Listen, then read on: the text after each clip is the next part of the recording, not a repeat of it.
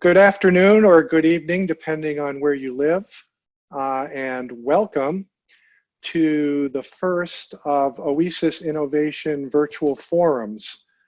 Tonight's forum is called Flexible Plan for Instructional Continuity. And full disclosure, we have borrowed that title from the report written by Diana Neebe and Joy Lopez from Sacred Heart Schools in Atherton, California, because we liked the report so much and we thought the title was so appropriate. We have two panelists with us tonight, Joy Lopez and Ray Ravaglia, and I'm going to ask them to introduce themselves. Joy? I'm the Director of Technology at Sacred Heart Schools in Atherton, California. That is up in the Silicon Valley, up by Stanford University. We are a preschool through high school, and we have been remote. We're on our second day of complete remote learning for all grades K through 12. We are also in a county that is now in shelter in place. And so we are fully into this thing. And that's my introduction to me. Okay, Ray? Yeah, Ray Ravaglia. These days I am the Chief Learning Officer for Opportunity Education, which is a foundation that, among other things, is working to build innovative schools. We have one in Santa Rosa, California, which is also sheltering in place as we speak, and in its third day or fourth day of being online. And a school in Memphis, not Memphis, a school in Omaha, Nebraska, which is in its third day of being online. Prior to that, I had been the Associate Dean and Director of Stanford Pre-Collegiate Studies, the founder of the Stanford Online High School, and it's been about 25 years doing a variety of online education. So very happy to be here. Great, thank you, Ray. Thank you, Joy. We said we were going to break this conversation down into three parts. Short-term plans for online learning, which would be through the end of the school year. Originally we were talking about a couple of weeks, and as Joy said, based on their report, they jumped from level 1 to level 3 in a matter of days. Medium term meaning what happens this summer after the school year ends in terms of follow-up and enrichment for students, and also a possible online startup in the fall. And then the longer term is the question of what do we do about the potential shift in independent school pedagogies based on what teachers are going to learn from teaching online, and also how to respond to possible future school interruptions. And will that be different than this situation? So let's start with the short term. And Joy, I'd like to talk with you briefly about the beginning of your report, the page that says Introduction, Courage, and Confidence, which I found to be probably the best page in the report, because it wasn't about policy and procedure, it was about mindset. And that plays a major role in what's going on right now. So my question is, how much of the plan was to help kids cope with change, keep your constituents comfortable, and to provide instructional continuity? So a lot of our plan was all about that. We knew that we had to move these teachers, and we were figuring it was going to have to be fairly quickly. We didn't think it was going to be as quick as it was. But we also knew that there was a lot of angst and a lot of anxiety with our faculty and staff, mainly, about moving into this environment. We knew that they needed to be really bolstered up, that they got this, we can do this, we're all in this together. And a lot of our report is all about how we're going to support you, what we're going to do.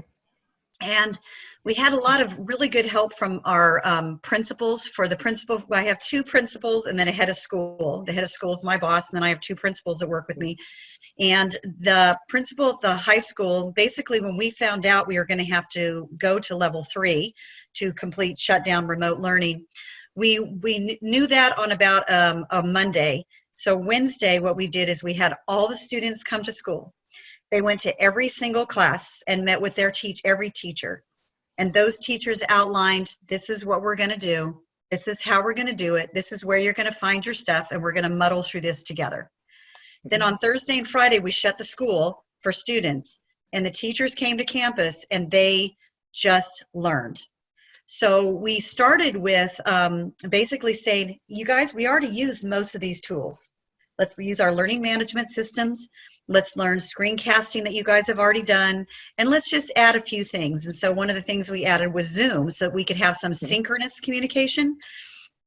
And then we also expanded on screencasting. And so we spent 2 days just working with the teachers. So they were working in departments. They were working on their levels in the lower grades. And what they came up with was pretty amazing. And then on Monday, we launched. So we're now in day 3. And Monday they launched fully online. So during those 2 days, there was a lot of angst that was going into it and how we're going to do this. And then on Monday when we launched and teachers were actually doing some synchronous teaching, we had a lot of worries then. And part of the worry is what I know Ray was feeling the same way, is we're all worried, is the network going to crash? Is everything going to crash with everybody hitting on Zoom and everybody hitting on Google all at the same time, all the remote learners and the schools? And so far, so good with that. We have continued to try to really talk a lot about touch points that the teachers need to reach out and, virtually connect with those kids. In our younger grades, in our kindergarten through 8th grade, they are not doing any kind of synchronous. They're probably going to start doing a little bit of it where they have some synchronous office hours kids can drop in, or they can do them with parents to help the parents with the younger grades as far as how to help the children learn. And then in the upper grades, each class meets once a week virtually, and the rest of the time it's all asynchronous. And we found that those touch points have been incredibly important in these last few days with the kids, especially our seniors are feeling the loss of their senior year and what that means to them. And even though it's just been a couple of days, the kids are feeling some isolation. And just being able to connect in that way, one of the teachers commented to me, she goes, I can't believe how much they just wanted to say, oh, here's my dog, look at my room. Just not that kind of learning, it's the community building. And my own team, who's now working remotely, they sent out a Zoom and said, hey, let's have lunch together. And so we had virtual lunch together.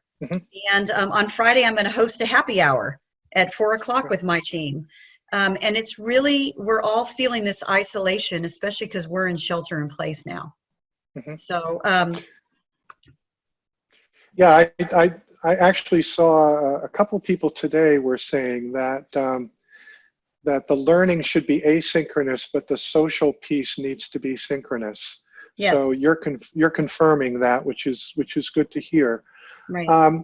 One question about expectations. A number of people over the last couple of weeks have posted things along the lines of don't expect to get through as much material or to cover as much material as you would if we were in the classroom. What do you think about that, Joy? And then I'm going to ask Ray the same question. So that is very true, especially this first week. What I have told my teachers is that every student is a freshman this week. So what do we do with freshmen? We don't overload them, right? We bring them on gently. Every single student is a freshman this week. And so we have to start this off gently. With our younger, number one, kids working at home by themselves are going to do things faster for the most part, if they're like doing it. Because of the fact that you're not sitting there doing classroom management and all the time, right? The kids are actually just by themselves. So they are going to probably get through things a little more quickly. In our younger grades, they have to wait until their parents can help them, of course. So it's going to take a little bit more time, and the parents aren't used to this. So yeah, you're not going to get through as much. We need to not have coverage. We need to first off get these kids comfortable and in this new, especially because our governor last night alluded to that we may be doing this, all the way through August. So we need to, we're in the long haul here. We are not doing a sprint here for 2 weeks and then saying, oh, we're just going to be back to normal. That is not what's going to happen. So as long as we kind of understand that at least at first, this is going to be a slow roll until we get going. Ray, what do you think? I agree with Joy completely that it really is a starting over for so many students and for so many teachers, because if they're not used to being in this environment as a mode of instruction, it's going to have inherent inefficiencies. They're going to trip over the things that they trip over. And then also there's a lot of fatigue. And if you've ever been online for 6 hours of meetings, you're exhausted at the end of it. And, there are things that one can do to curtail the fatigue, but a lot of those things are worth doing if you know you're going to be spending the next 4 years online, and aren't worth doing if you're going to be there from 3 to 12 weeks. And I think that that's the thing that's most important for people to keep in mind right now, is that it's a huge difference between this is a temporary solution to a problem such that when the in situ option returns, everybody will go back to campus, versus when this is being built as the campus and people are going to be living most of their life in this environment. So, in terms of what can we actually get done, I think that we should not expect to cover everything we would have covered in class. If we had designed this a year ago and everybody was used to it, we'd have no problems about that. But given that this is a temporary thing, we really need to step back and figure out what is absolutely necessary to cover in the next 2 weeks, in the next 4 weeks, in the rest of this school year. What kind of triage can be done over the summer? How do we make sure that students, when the fall comes around, are exactly where they were supposed to be? And I think that really needs to be the mile marker that we keep our eyes on, is how do we get our students so that in the fall, when they look back on this, they don't feel as though they've been cheated or have lost out on something. Rather, it was an interesting alternative experience that has given them some valuable skills that they can carry forward. Great. I think that's great advice. Also, Ray, what do you think about age differences? For example, one parent said, my high school junior who's going to be applying to colleges next year is sufficiently motivated to sit down in front of his computer and do the work. But what about my 6-year-old who has a difficult time spending more than 5 minutes doing anything?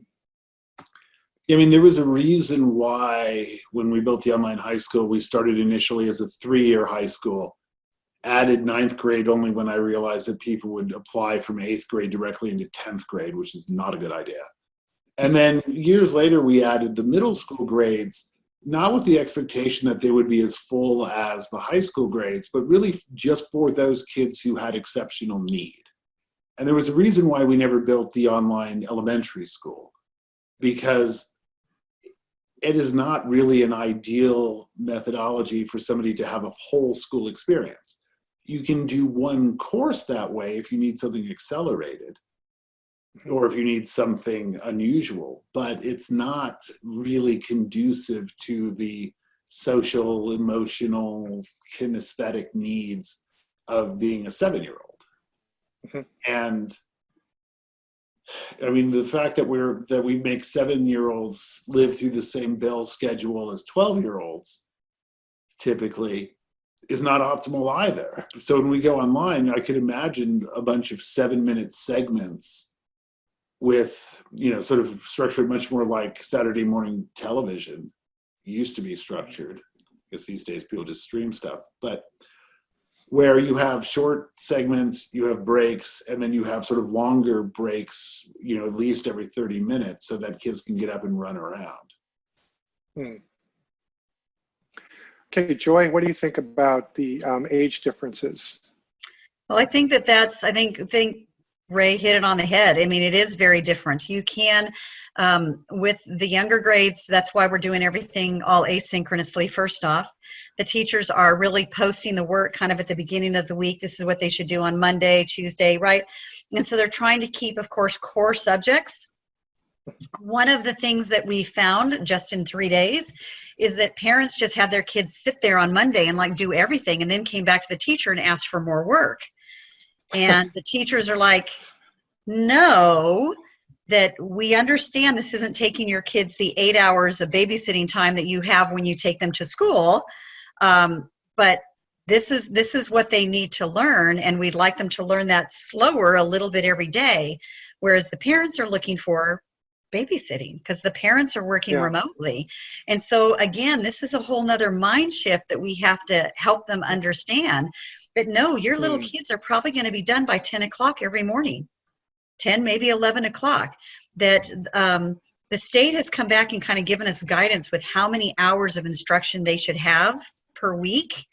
And then from that, you can adapt down to how many they should have per day. And it's not going to be the full 8 hours that you know, they've been their parents are used to. With the older grades, I'm finding that our parents of the juniors are a little worried, because here you have the kids with, I mean, the seniors are already in college, right? They already have everything, but the juniors, right, we're looking at, you know, SATs are getting canceled. APs are still in flux. We don't know what they're going to do with the AP exams now. And so our junior parents are worried. They're worried about the kids' college coming up. But there needs to be a different expectation for the amount of time these kids should be doing work, and then how much they should be, as Ray was saying, you don't want the babies sitting there online all day long, right?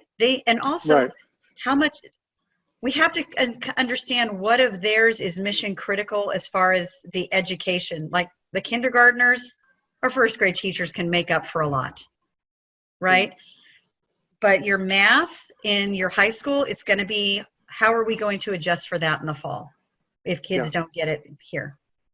Right. Okay, good. All right, so let's talk for a moment about the summer. School years are going to end sometime in June. For public schools, it could be as late as June 30th. And at that time, who is going to make an assessment of whether individual students are where they should be and what they should be doing during the summer if they're not where they should be? Ray, do you want to tackle that first? Yeah, figuring out where they should be.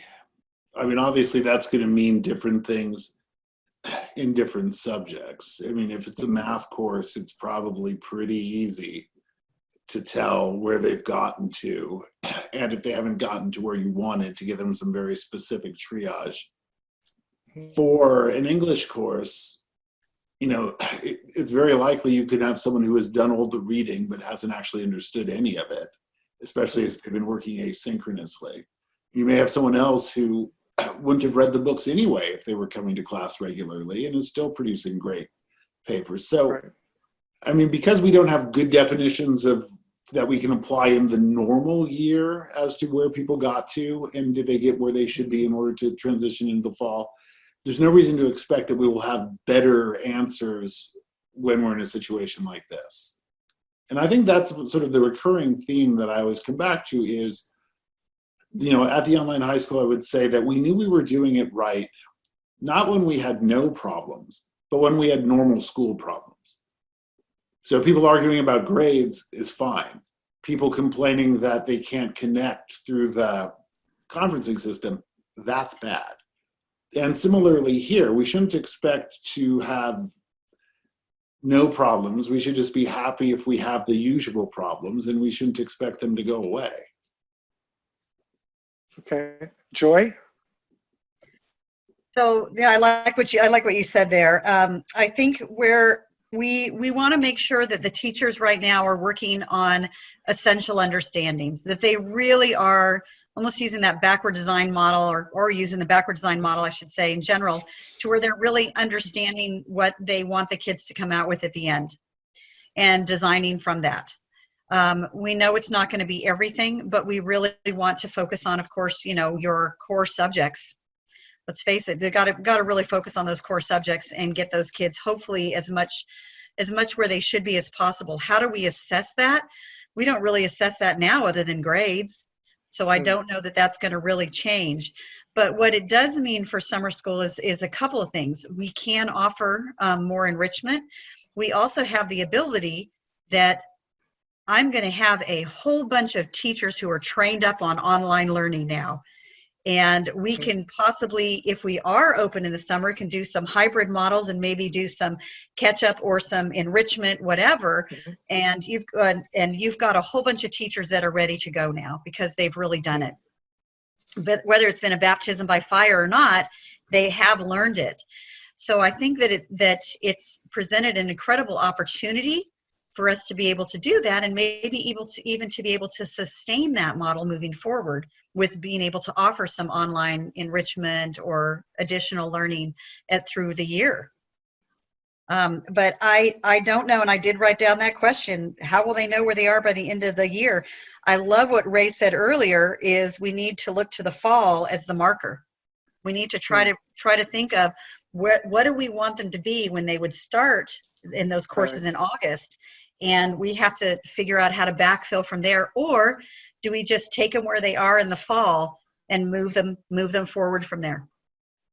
Yeah, and beginning of the year. Yeah, building on what Joy's saying, if I'm looking at an elementary school student, I should take the long view. So, Right. I mean, if my first graders are now effectively 0.7 graders, I just need to get them to 6.99 by the end of sixth grade.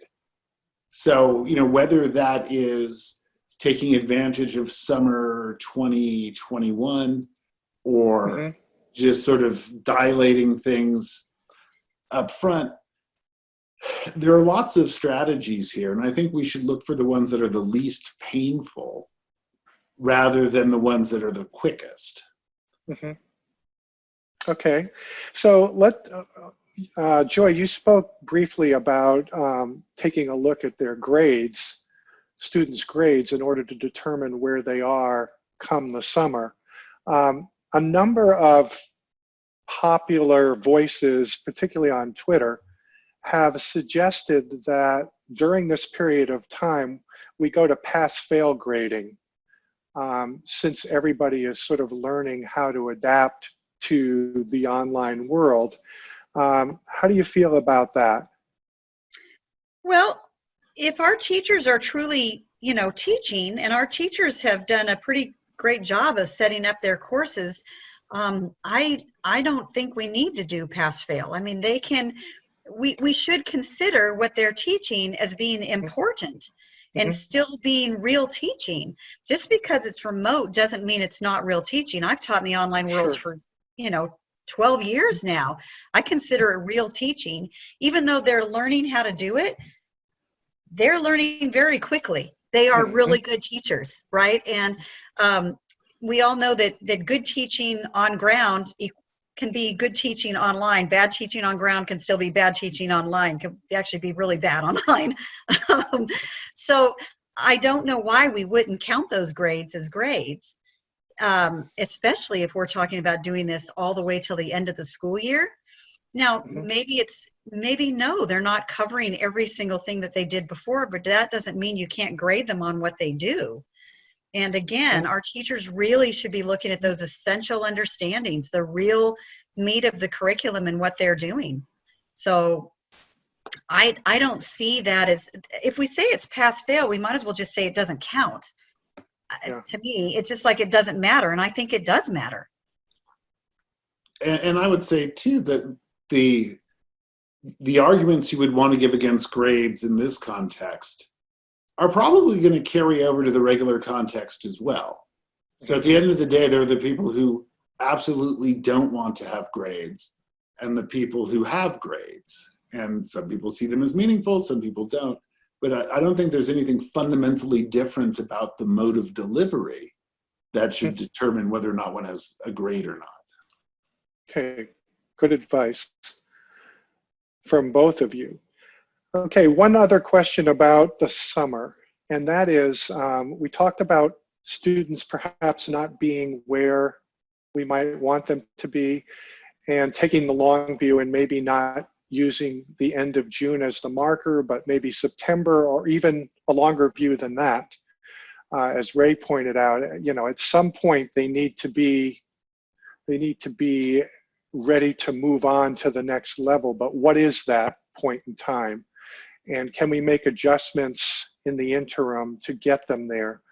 Are either of you concerned about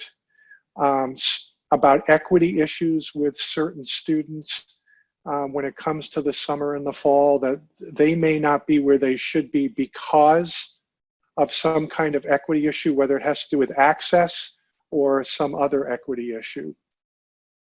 Either of you can chime in. So, Ray, you want to go first? That's fine. Yeah, just quickly, when we were, so for the two schools I'm involved with now, the one in Santa Rosa and the one in Omaha, we started cooking what do we do if we have to close because of the virus plan in the last week of February. And at that point, it seemed all very blue sky. But the question came up of, well, you know, we have a lot of kids from low SES backgrounds at these schools.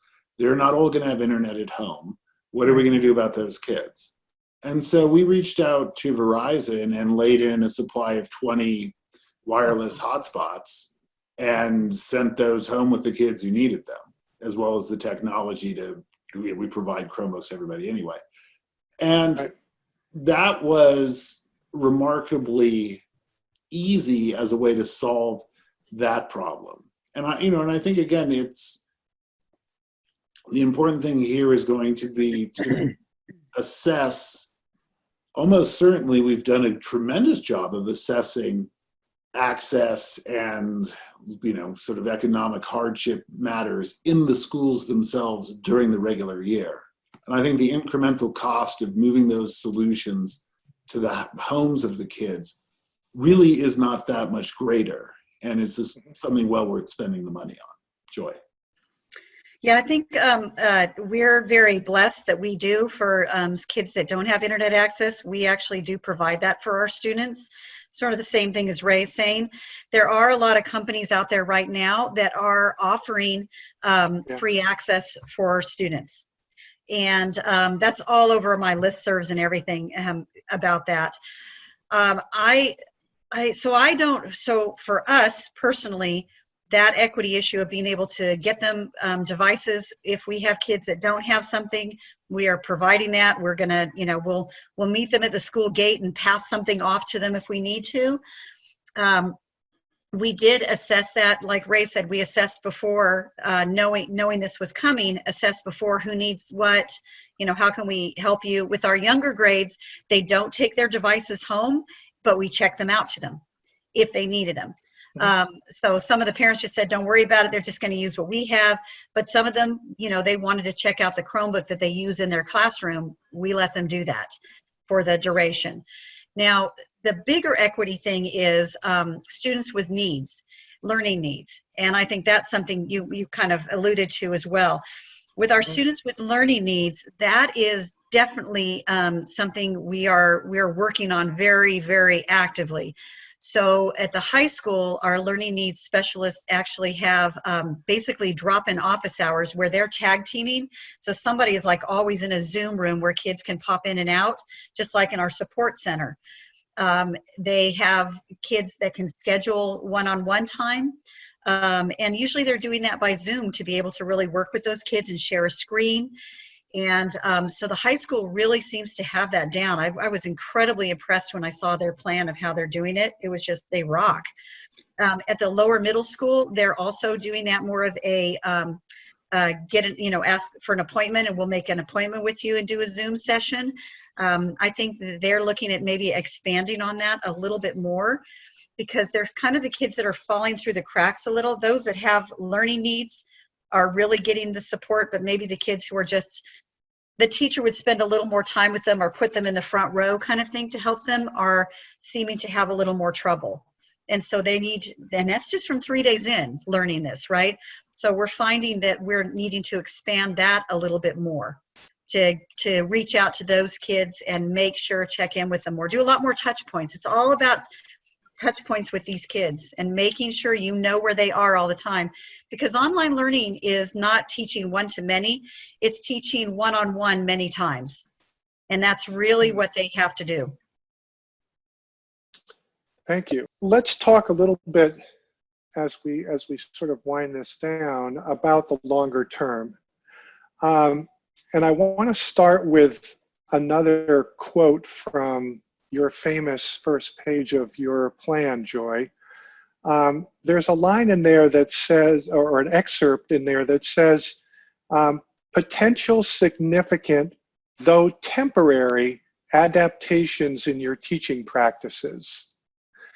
I'm mostly interested in that phrase, though temporary, and what that really means, because the question I would pose to you is, isn't your guide to some degree a universal online instructional guide as much as it is an emergency response plan? We built it as an emergency response, and really, quite frankly, we're here in California where we had fires a couple years ago shutting down many schools, and then earthquakes. So we did develop it for that. We were anticipating that this would be temporary. I think all of us did not realize how long this thing would go on for, right? And so when we were thinking of emergency stuff, we're thinking of an earthquake and then we're recovering.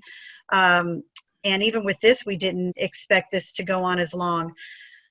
The temporary things that we really are talking about there, things that we're doing, we're really thinking about things like Zoom, where once you're back in the classroom, you don't have to do that as much. Or do that at all. We are hoping that teachers would continue it to do things like office hours. And I think when you're looking at really the long term of this, there is a lot to be said for us having the teachers practice this by, once a week or once a month, having one day where we all work remotely to keep our teachers in practice with it. Teachers have anxiety and students have anxiety because they're not used to it and they haven't done it. So if we can get people to do this more often or frequently, it's like the fire drills, right? We know when those fire alarms goes off, we all know what to do now. It's just automatic.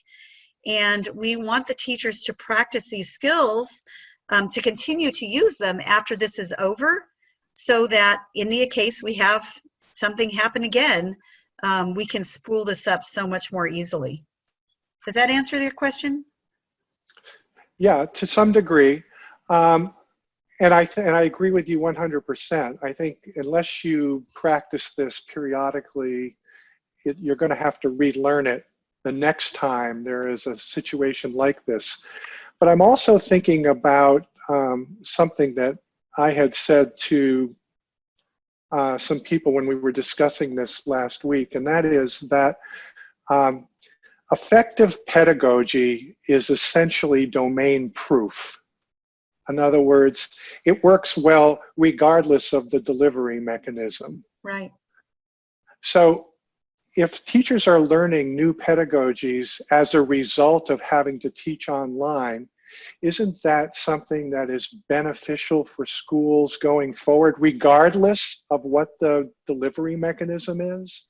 Yes, and we are really excited about this in a lot of ways, because it is pushing teachers to think differently about their curriculum, to think, to do a lot more project-based learning, and to having kids work collaboratively in very different ways. So we are actually looking at the sunny side of this, the lemonade here, that we are really hoping this will change a lot of practices that we've been hoping to push for, hoping to see happen for a long time. And what's been wonderful to see is the collaboration amongst the teachers to help develop this, because we know that our teachers may get ill as well. And so they need a partner teacher. So if they get ill, or if their children get ill that are home with them while they're trying to teach as well, that they have now collaborated enough to where they can help each other teach. Okay, I like that. Ray, if you could respond to to two things. One is this pedagogical question that may have been somewhat stimulated by online learning. And then the second piece of that is, if that's the case, why has online learning taken so long to catch on? Well, I think a couple of answers there, and I'll start with that second question. People are remarkably conservative when it comes to their educational choices. And, you know, the typical parent complaint is that it wasn't like it was when they were doing it. Mm-hmm. So there is always going to be a certain skepticism applied to the online. The other problem is that so much of online for so long was being driven by a mantra of anytime, anywhere, self-paced, individualized. And while you can do certain kinds of things that way, that sort of model really appeals most to the type of lone wolf student, which is the exact opposite of what we're trying to cultivate in independent schools, where we really put such a premium on the interaction with each other. And you come to these schools because you want to interact with the other students and the instructor. So, I mean, all of those things have worked against online catching on. I think that as people realize that this is a tool for communication and interaction, in the same way that a classroom is a tool for communication and interaction, it will become used in different ways. I used to joke that if I could, if I had teleporter technology, I wouldn't need to use online conferencing. I'd just beam the kids in, we'd conduct a seminar in person, I'd beam them home afterwards. But one of the things that I have noticed when doing synchronous seminars is the ability to use multiple channels of communication. So in addition to the main audio channel that we all have, we have text chat. So I can do something like tell the class, okay, I want everybody to answer this question, but don't hit enter until I say go. So then I can get everybody to put their answer down at once. Or if I have a shy student, before I call on her, I can direct message her and ask if she's ready, give her a heads up. Or if she really doesn't want to do it, she can let me know and I don't need to embarrass her in front of things. And the ability to have that kind of back channel with one's students creates an opportunity to choreograph a much richer experience. And so it is hard for teachers to get used to that at the beginning. Once they become used to it, it is at times frustrating to be back in a traditional classroom where suddenly those other channels are taken away. I think that I have long thought that, there will be a time where we have schools where students aren't coming to physical class every day of the week, where you're getting them on campus when it's useful to have them on campus, and then you can leave them at home when it's not useful to have them on campus. And if we have rich environments online that don't feel like sacrifices, that's going to become a lot easier to get there. And so I think that this is a crisis that really provides an opportunity for people to get a taste of what's possible. And I would be shocked if there are schools that don't take this as at least a reason to offer an online summer program in the futures. I would imagine any school right now that's sort of trying to balance its books could think, well, if we took these online courses that we were just doing and made them available on an open enrollment basis to kids in Asia, for example, now there's an opportunity to find alternative revenue streams without necessarily solving the sort of the deeper logistical and cultural problem of having a full-time student come and move onto your campus. And that will then open up other alternatives and opportunities downstream. So I think this really could be the snowball that starts picking up momentum and other things with it as it rolls. I want to piggyback off of that because I completely agree with you. And having been an online instructor for a long time, which I love doing, I really feel like this might be the time, finally. I think that it's not just the students and all who haven't taught online before or haven't been in an online class. The teachers haven't had it modeled to them. So we get these teachers that come in, and unfortunately in our teacher ed programs, they are still not teaching teachers about how to teach in the online environment. And they're not ever modeling that. And as a result, the teachers come in, and when you're faced with all these kids in the class, you go back to the way you were taught instead of trying new things because it's stressful. So this is really, I mean, it's throwing the teachers in, they're freshmen too. Yeah. And they are learning, you know, they are just being thrown into it. And I totally agree with Ray. I think this might actually be the spark that might actually change the system some and really might make teachers say, whoa, this is totally cool. I could actually do this. And it may be something that sounds like Ray and I are kind of on the same boat. We've been waiting for this to happen for 20 years. So this might actually be it. Okay. Well, thank you, Joy and Ray. We are running out of time. And I think that one of the things that I will take away from this conversation is that there is a lot to think about both in the short term, medium term, and long term, and also that despite the fact that COVID-19 is something that is of great concern to all of us, it's something that we don't fully understand and cannot make many predictions about. The education world has been remarkably upbeat about dealing with it and is recognizing that there is potentially a silver lining in this hardship that has been created that could have longer term impacts on teaching and learning. So if that's the case, I would never say that that would make it worthwhile, but it is certainly an opportune moment in our evolution. So we're going to wrap up tonight. I thank both of our panelists, Ray Ravaglia and Joy Lopez, for joining us. And we will continue these conversations in our OESIS Innovation Virtual Forums. Thank you and good night. Thank you, everyone.